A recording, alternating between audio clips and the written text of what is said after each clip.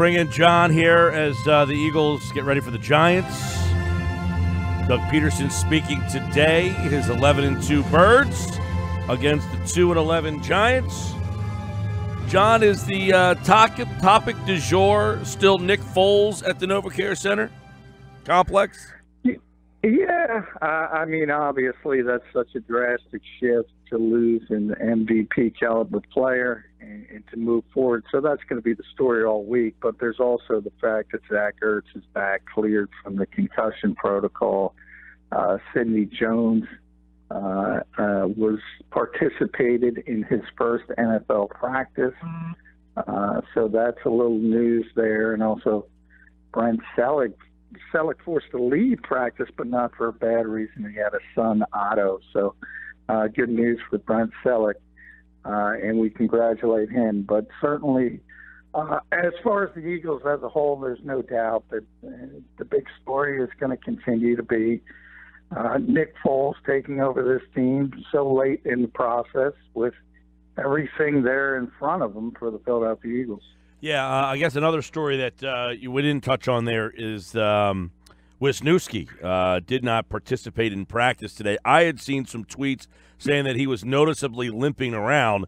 Is there some legit concern that he might not be ready to go for Sunday? I mean, this Giants team, for as bad as they are, they do have a decent pass rush or some talent on the front four, and that's just a spot where the Eagles have been struggling. They don't going without Wisniewski would not be a pleasant experience potentially for Nick Foles in Week 1. No, in theory, because the guys behind him obviously have not played well. But the truth of the matter is, either has Wiz really dating back to the Chicago game. So they have some issues on that left side of the offensive line, and I'm going to be writing about that tomorrow. And that includes Big V as well as Stefan Wisniewski. And, yeah, I mean, he missed practice. Doug earlier in his press conference before practice indicated he would be able to do certain things, at least work in a limited fashion. That turned out not to be the case. And in that case, it'll be interesting. Obviously, Chance Warmack got the first opportunity against the Rams to replace him. He didn't play well. And then Isaac Seumalo said he came kind of full circle to where they were at the beginning of the season. That's definitely an issue to keep an eye on, and it's more than just whether Wisniewski is healthy or not, because he had not been playing well up to that point anyway. So it's the position as a whole is a concern. John McMullen's with us, 97.3 ESPN.com. Doug Peterson speaking today.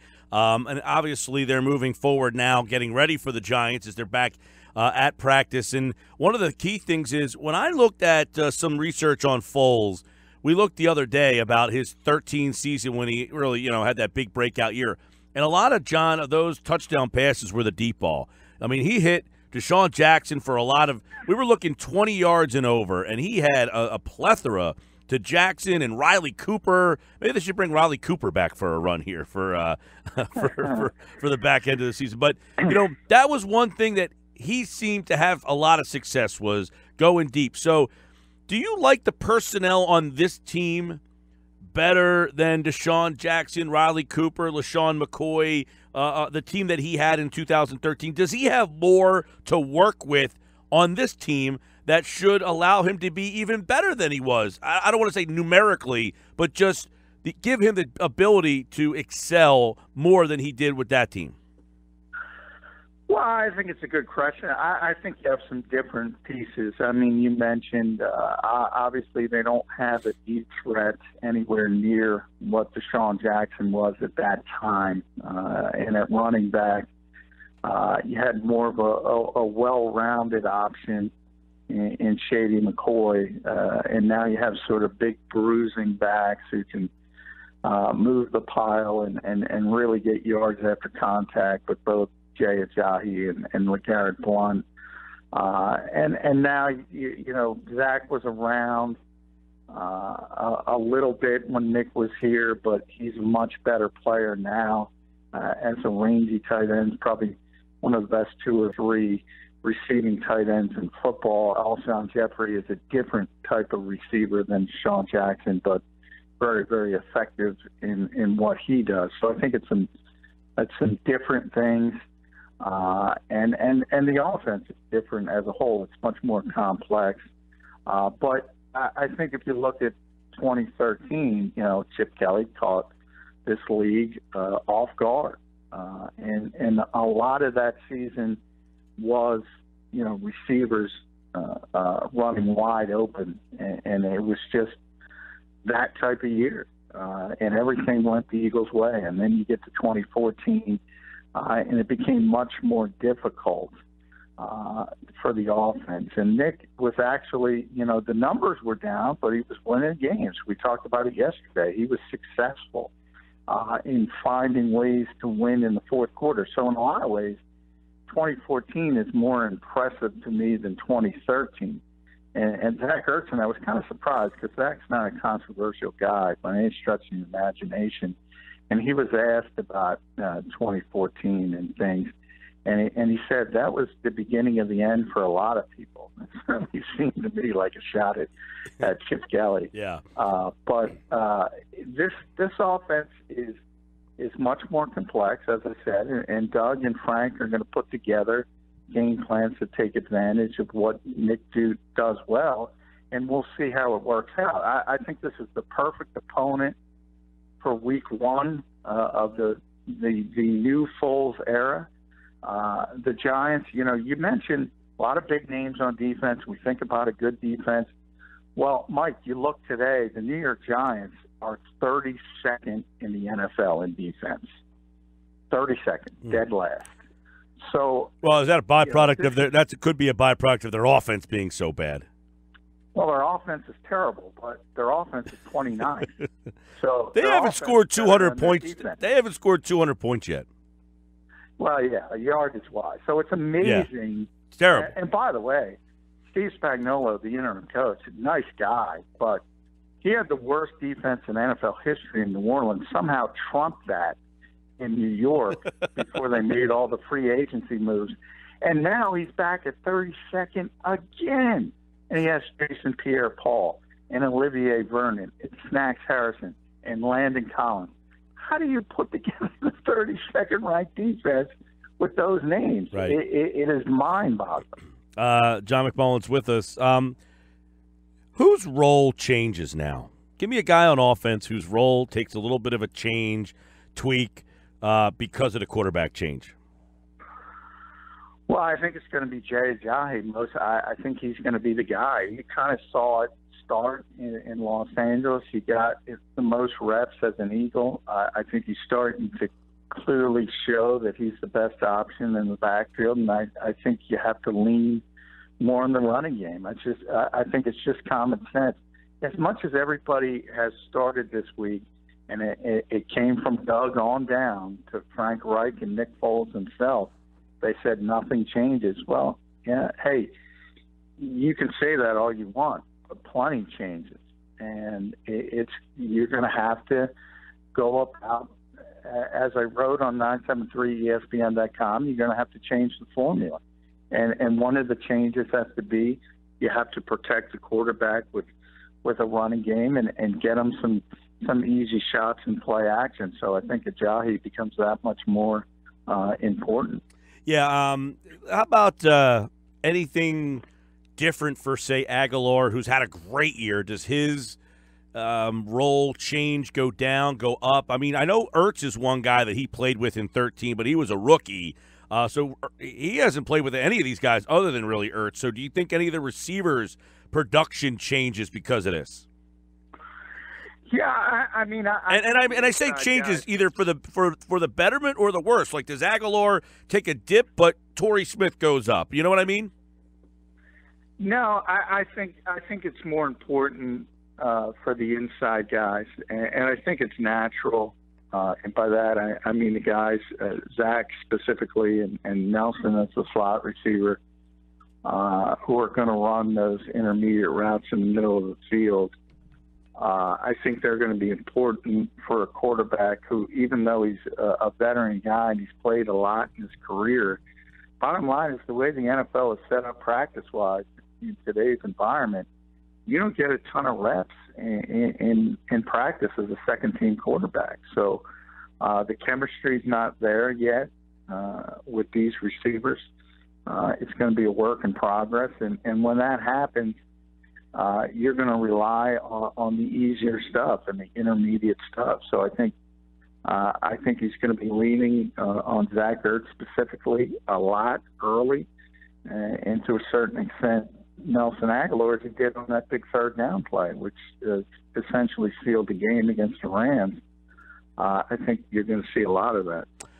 You also know the offensive line, as we talked a lot about so far this week with Wisniewski banged up and Vaitai. Correct me if I'm wrong, that Peterson insinuated that Vaitai played maybe one of his better games the other day. Yeah, there was about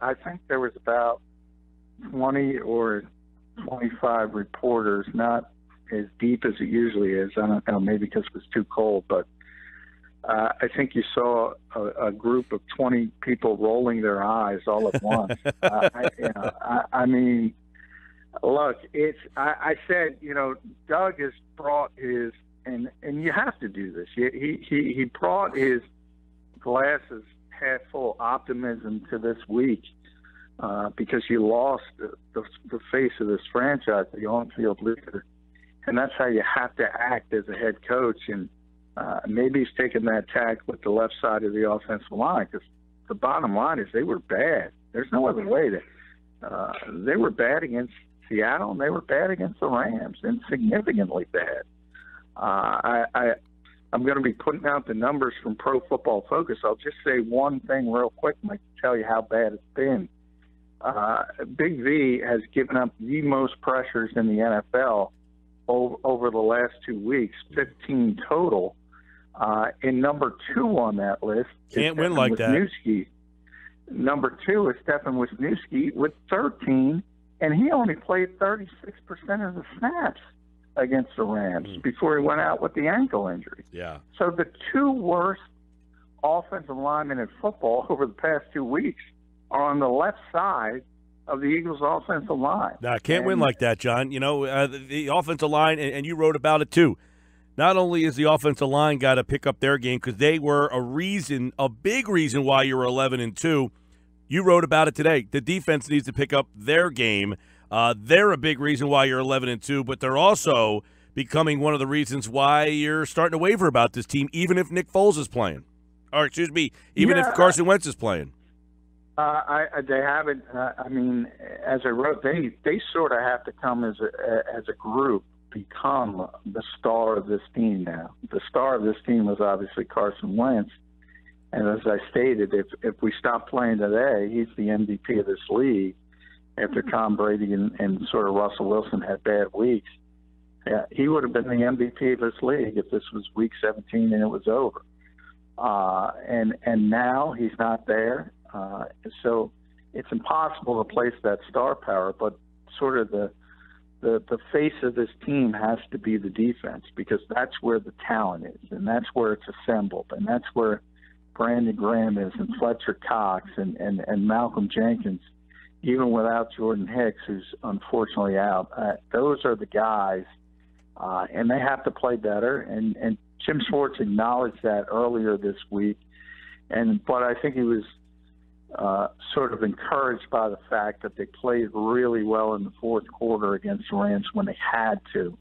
And they sort of got back to doing what makes them effective. So I think there's some positivity coming out of that. But there's no question they can't play the way they played for 45 minutes against the Rams, or this team is in trouble. Yeah. I know this is way down the road, but it ties into Wentz having surgery today. That's 9 to 12 months. Do you foresee him opening the season as the starting quarterback in 18? Yeah, I do. And I hear that 9 to 12 months, and it's really been 6 to 9 months more recently as they keep advancing. I always go back to Adrian Peterson. He tore his ACL in December, same as Carson Wentz. and he won the MVP the next season, was right there week 1. And Dr. James Andrews did that surgery, and he called Peterson a genetic freak. So maybe it is a little bit different. But I will say, and you could see how quickly it went. First of all, that's a good sign, because usually you have to wait for the swelling to go down. So the fact that Carson already underwent the surgery is one good sign. And then the part of it, he's going to work his butt off. That's just his nature. So nobody's going to be outworked by him. I expect him to be ready to go in training camp. That's how much confidence. That's aggressive. At some point, I think he's going to be ready to go. And I think the bigger hurdle is the mental hurdle than anything else to get confidence in the knee and things of that nature. But, ACLs, you go back 10 years, they were a 12-month injury, and a lot of people would say you really weren't the same until the second year. There's been so many improvements, and I point to Adrian Peterson, as I said. He's the MVP the year after he tore his ACL in December. That sounds to be an aggressive timeline for me anyway. I don't know that he's ready to start the season. I know what you're saying. I don't think this kid's going to half-ass his recovery by any stretch of the imagination. But I think it was Andrews himself who said everybody makes reference to Peterson, and he's really the only guy that's been able to get back. I mean, even a guy like Keenan Allen, who's back, he did not play very well the first 10 games of the season. It really wasn't until about halfway through the year that he really started to, I guess, take off a little bit. So sometimes these guys are out there, but they're not the same guy. I don't know if he's going to be 100%, if he's going to be the same Carson Wentz. I do believe he's going to be there week 1. And you're going to get incrementally better as the season goes on. So that part I agree with. And I've actually talked to Dr. Andrews directly. And, he as I mentioned, he called Peterson a physical freak, and he said it was the cleanest injury he's ever seen. So that probably is a perfect scenario. But I think everybody talking about a calendar year, no, that's just not the way it happens now with ACLs. It's 9 months, and you can do the math. 9 months is September. Real quick, couple NFL hits. Green Bay is going to play Favre, I was going to say. Rodgers this week. You like it? You agree with it? I don't agree with it for the fact that it's unlikely they're going to be able to make the playoffs. So many things have to happen. Now, because of their schedule, if they win out, because they play sort of teams ahead of them, they play the Panthers, they play the Vikings, they play the Lions. So those are 3 teams ahead of them. So I get what they're trying to do, but to me, I look at it as a risk-reward thing, and the fact, there's no way the bone is calcified. They admit that. It's probably 80%. I just go back to when Tony Romo tried to get back on the field as quickly as possible from his broken collarbone. He broke it again. He's got 13 screws in his shoulder right now. And he's 34 years old. If I look at it as a cost-benefit analysis for the Packers, I just don't see it. I don't know why they're pushing. Maybe, in a weird way, it's because of the Carson Wentz injury. Because they see if we do get in this thing and we have Aaron Rodgers, all of a sudden it doesn't matter if they're the 6th seed. You could argue they're the favorite. Doesn't matter where they go. So I get it from that standpoint, but I just don't think they're getting in the playoffs. I agree. I think they're still a long shot. But it makes it very intriguing. Them, Dallas, who can win out still. They play Oakland this week. They do play Seattle. That'll be a big swing game. And then Seattle. Those 3 teams are still looming that you don't want to see get in. John McMullen at JF McMullen. Plenty more to go this week with the Eagles and the NFL. We'll be on it tomorrow here on the Sports Bash. Thanks, John. Thank you, Mike. He's brought to you by Gino Pinto, the winemaker's choice for 50 years. Visit GinoPinto.com.